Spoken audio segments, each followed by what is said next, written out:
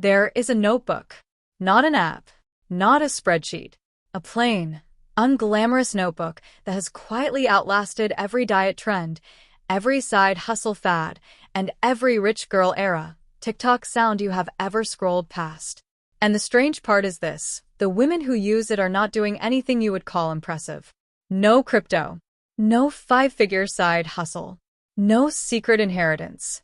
Just a notebook for questions and a level of self-honesty most of us actively avoid. Here is the uncomfortable part. This method is over 100 years old. It was created in 1904 by a Japanese journalist named Hani Motoko, the country's first female journalist, who designed it specifically for women because she noticed something that is still painfully true today. Women were expected to manage a household's money, but were never actually taught how to think about it. Sound familiar?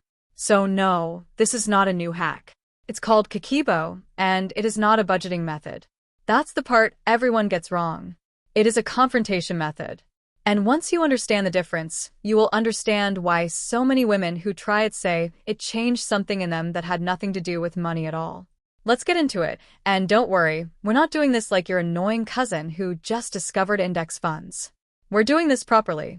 Most of us were raised, quietly, and without anyone ever saying it out loud, to believe that being good with money means being good at restriction. Cut the coffee. Cancel the subscriptions. Say no to the dinner. Feel slightly guilty about the dress. That's the entire financial personality we've been handed. A permanent, low-grade state of self-denial dressed up as discipline. And here's the thing, restriction feels productive. It feels like control. You cut something out, you feel a little proud, a little lighter, like you did something. But ask yourself honestly, has restriction ever actually changed your relationship with money? Or has it just made you resent it a little more every month while your bank balance stays suspiciously similar? Kakeibo throws that entire model out. It doesn't ask you to restrict first. It asks you to notice first. And noticing, it turns out, is a far more uncomfortable exercise than restricting ever was, because restriction lets you avoid looking at yourself. Noticing does not.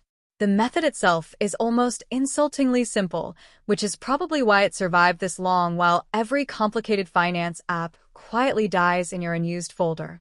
At the start of each month, before you spend a single cent, you sit down and answer 4 questions, by hand, on paper.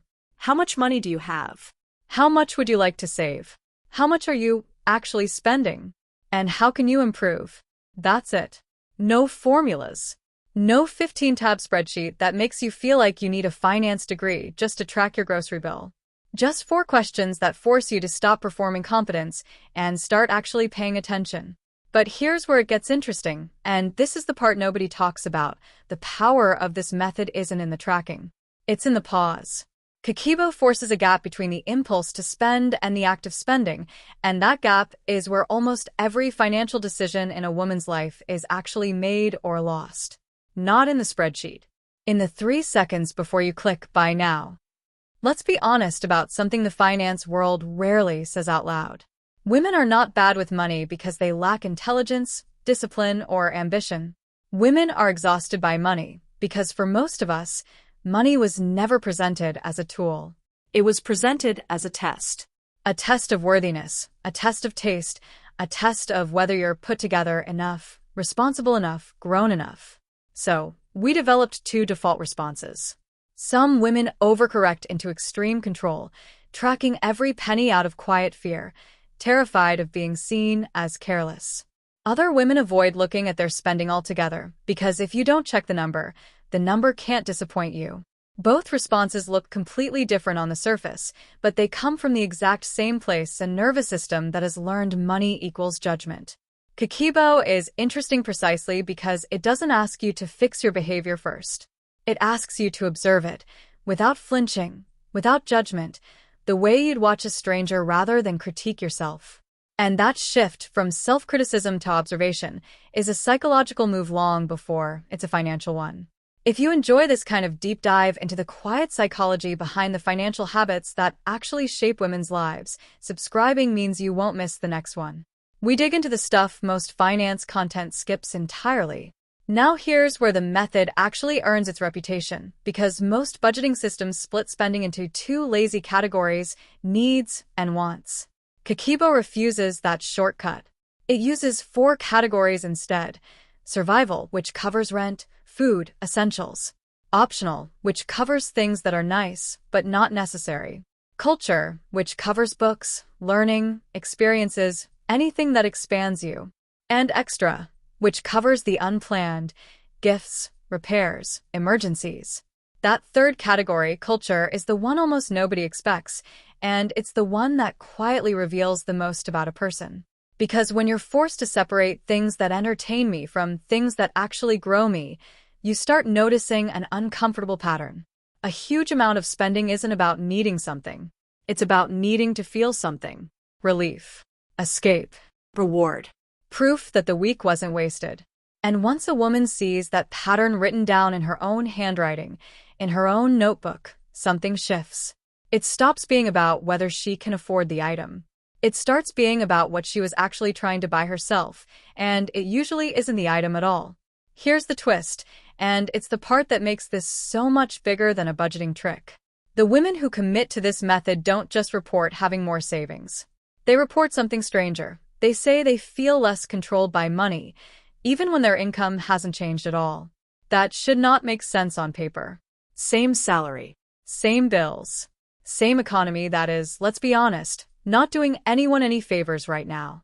And yet the emotional relationship to money completely shifts. Why? Because most financial anxiety isn't actually about the number in your account. It's about the not knowing. It's the vague, low-hum dread of, I think I'm fine, but I'm not totally sure, which is a far worse feeling than actually seeing a smaller number and understanding exactly why it's there. Certainty, even uncomfortable certainty, is calmer than avoidance. Kakeibo doesn't make women richer overnight. It makes them informed, and being informed turns out to be its own form of power, quietly, without anyone announcing it. There's a particular moment almost every woman who tries this method describes, and it usually happens around week 3. She's filling in the culture or optional column, and she suddenly sees, in her own handwriting, exactly how much of her spending was never really about the object at all. It was about the version of herself she was trying to prove existed. The version who has it together. The version who deserves a treat because the week was hard. The version who looks a certain way to a certain person, even if that person will never actually notice. This is not a flaw unique to any one woman. It's closer to a universal pattern, quietly baked into how consumer culture markets itself to women specifically, not as buy this thing but as become this feeling. Confidence. Belonging. Rest. Worth. The item is almost incidental. The identity is the actual product being sold. Kakeibo doesn't lecture anyone about this. It doesn't need to. The notebook just quietly shows the pattern back to you, in your own writing, with no salesperson in the room to reframe it as self-care. And that kind of evidence is much harder to argue with than any influencer telling you to stop buying lattes. Let's clear something up, because this is where a lot of people misunderstand the whole point and start treating it like another guilt-driven restriction plan. Kakeibo is not anti-spending. Some months, the honest answer to how can I improve is not spend less. It's spend more intentionally on the thing that actually matters to you and stop leaking money into the things that don't. That's a completely different mindset than restriction. Restriction says no to everything equally. Kakeibo says yes deliberately to the things that align with what you actually value, and no to the things that were only ever filling a gap. One is punishment. The other is precision.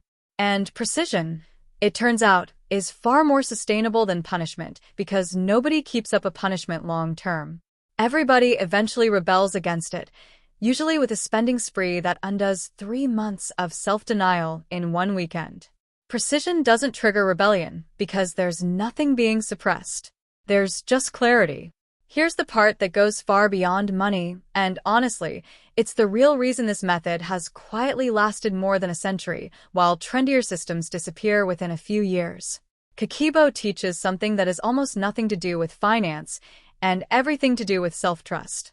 Most women have been trained to outsource financial confidence to a partner, to an advisor, to whichever app promises to simplify things so they don't have to think too hard.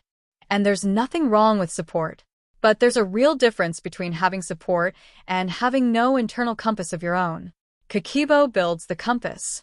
It puts the responsibility of understanding your own money, in your own handwriting, back in your own hands, and there's something almost defiant about that in a culture that has spent decades telling women money is complicated, so let someone else handle it.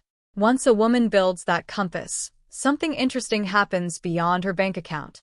She starts trusting her own judgment in other areas too, because the habit of sitting with a hard truth instead of avoiding it doesn't stay contained to a notebook. It leaks into how she negotiates a salary, how she evaluates an opportunity, how she reads a situation that everyone else is calling fine when her gut says otherwise. Financial clarity and personal clarity, it turns out, are far more connected than most people admit. So, where does a 100-year-old Japanese notebook actually take a woman who commits to it? Not overnight wealth. Not a dramatic before and after. What it actually builds is quieter and, honestly, more valuable. A woman who is no longer afraid to look directly at her own numbers, her own patterns, her own reasons for spending what she spends. And that fearlessness matters more than any specific dollar amount saved, because money, at the end of the day, isn't really the goal for most people. It's the proxy for something else. Freedom, security, the ability to make a decision without a knot in your stomach. A notebook doesn't hand you freedom, but it hands you the one thing every version of freedom actually requires: the willingness to know exactly where you stand, without flinching, without outsourcing the truth to someone else, and without needing the number to look a certain way before you're allowed to feel capable. That's the real rule hiding inside this Japanese method. Not track your spending. It's this: the moment you stop avoiding the truth about your money is the same moment you stop avoiding the truth about yourself. Everything else, the savings, the clarity, the calm, is just what happens after that.